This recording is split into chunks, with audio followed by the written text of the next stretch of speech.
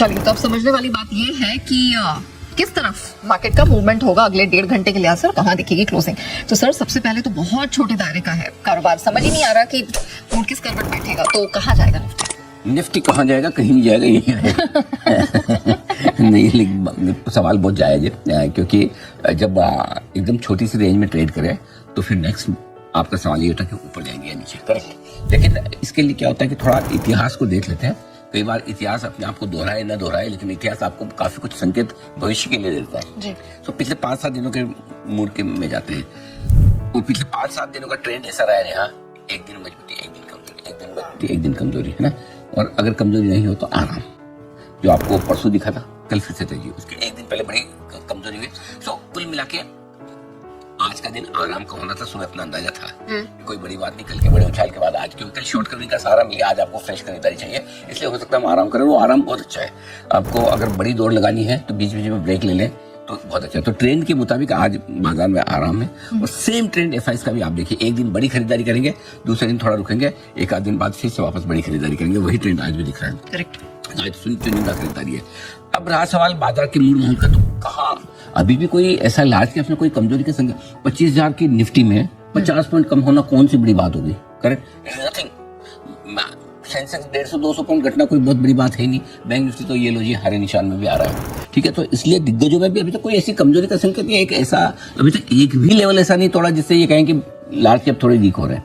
पहली बात, छोटे शेयर तो इतने जबरदस्त हैं, तो ब्रॉडर मार्केट का मूड माहौल तो आज सुबह से देखो आपको लॉन्ग कॉल मिलेंगे, शॉर्ट कॉल मिलेंगे नहीं, क्योंकि इतने लॉन्ग कॉल बन रहे हैं, इतने चार्ट्स पे ब्रेकआउट आ रहे हैं।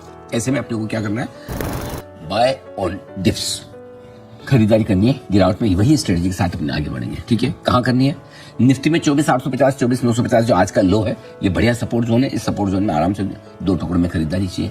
बैंक निफ्टी का सपोर्ट जोन 55,000, 55,175, लेकिन यहाँ पर एक ही टुकड़े में खरीदारी कीजिए।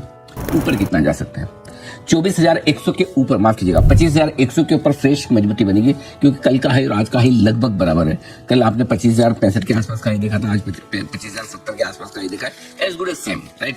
तो आज अगर आप 25,100 के ऊपर निकल कर टिकते हैं 3 बजे के पहले, तो फिर फ्रेश खरीदारी आएगी, शॉर्ट कवरिंग आएगी, मजबूती बढ़ेगी। 25,135, 25,200 फिर आज ही आपको नजर आएगा। अच्छा, बैंक निफ्टी का जहां तक सवाल है, 55,500 ये आपके लिए रुकावट की रेंज है। 55,500 के ऊपर निकलेंगे तो ऊपर की जो रेंज है 55,500, 55,700 की, वहां तक जाने की कोशिश होगी, और 55,700 के ऊपर नए हाई की तरफ बैंक निफ्टी दौड़ पड़ेगा।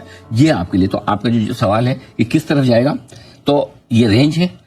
लेकिन जैसे कल भी आपने मुश्किल वाला सवाल पूछा था, जब आप मुश्किल सवाल पूछे मुझे मजा आता है, क्योंकि क्या है, जो असली जवाब है ना वो मुश्किल सवाल में निकल के आता है। और कल आपने पूछा था कि पहले 24,000 है, पहले 25,000, मैंने साफ कहा, मैंने कहा 25,000 पहले आएगा, और उसके संकेत ज्यादा, क्योंकि आप 1-2 दिन का ट्रेंड आपका वोलेटाइल हो सकता है, लेकिन जो बड़ा ट्रेंड बन के निकल आ रहा है, जो आपने 7 अप्रैल से नए ट्रेंड की शुरुआत की है, वो बहुत मजबूत है, स्ट्रॉन्ग है, और एक तरफा तेजी का है। तो ये ट्रेंड आपका 1 दिन में नहीं बदलता, 2 दिन में नहीं बदलता, और जब तक इंपॉर्टेंट सपोर्ट लेवल नहीं तोड़ते तब तक नहीं बदलता। और वो सपोर्ट अब जो रेंज है बहुत ऊपर आ चुकी है, 24,500 के नीचे ही आपको कमजोरी फील करनी है, उसके पहले करना ही नहीं है। उसके पहले जितने करेक्शन आए, रनिंग करेक्शन, बैंक निफ्टी में 53,400 के नीचे ही, 53,500 मान लो, राउंड फिगर में याद रखना चाहिए, उससे पहले कमजोर हो गई नहीं, तब तक रनिंग करेक्शन है, वो तो बहुत दूर है अभी भी। सबसे पहले एक सबसे छोटा लेवल है जिसके नीचे आप कमजोर हो, वो 23,900 है, सॉरी 24,900, आज भी 24,950 से भूल गए। तो कहाँ कमजोरी अभी है नहीं, बिल्कुल नहीं है। तो क्या इसी वजह से मिड और स्मॉल कैप को कॉन्फिडेंस है? मिड और स्मॉल कैप को कॉन्फिडेंस 2 वजह से है।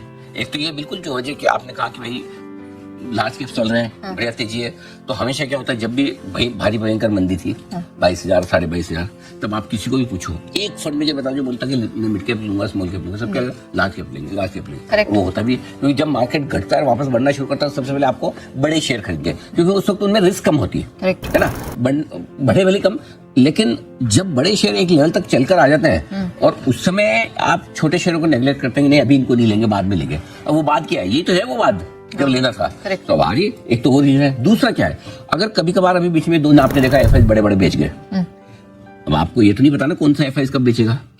लॉन्ग ओनली फंड खरीदेगा तो कोई हेज फंड बेच जाएगा, कोई फंड इंडिया पे बुलिश है, चाइना पे बेरिश है, वो रिवर्स करेगा तो वो बेच जाएगा। यू नेवर नो, एफआईएस में तो अलग अलग तरह के इंसान है ना, कभी कोई भी बेच सकता है। तो ऐसे सिचुएशन में एफआईएस के पसंदीदा स्टॉक बेचने में तो वही एचडीएफसी, आईसीआईसीआई, टीसीएस, रिलायंस होते हैं, उनको थोड़ी ये वाले बेचने हैं, छोटे छोटे जो हमारे चल रहे हैं, हाँ। है ना। तो इसीलिए मिड कैप स्मॉल कैप शेयरों में वहां पर सेलिंग प्रेशर भी कम है, तो आसानी है उनके लिए। तो इसलिए मिड कैप स्मॉल कैप के बढ़ने की दोनों वजह, एक कैचअप रैली और दूसरा एफआईएस की बिक वैली का प्रेशर आने का डर ही नहीं है वहां पर, दोनों चीजें बढ़ा रहे हैं। डन। तो सर अब सेक्टर्स भी बता दीजिए, कौन से तेजी वाले हैं, कौन से कमजोर हैं? भारत सरकार सब तेजी वही की वही है एकदम। आज देखो सारी सरकारी कंपनियां पीएसयू स्टॉक्स गजब के एक्शन में। इनफैक्ट आज पिक्स भी वहीं से आई, अधिकतर पिक्स वही सारे हैं। कहीं रेलवे देखो जबरदस्त चल रहे, पावर देखो जबरदस्त, हमारा एचएल देखो।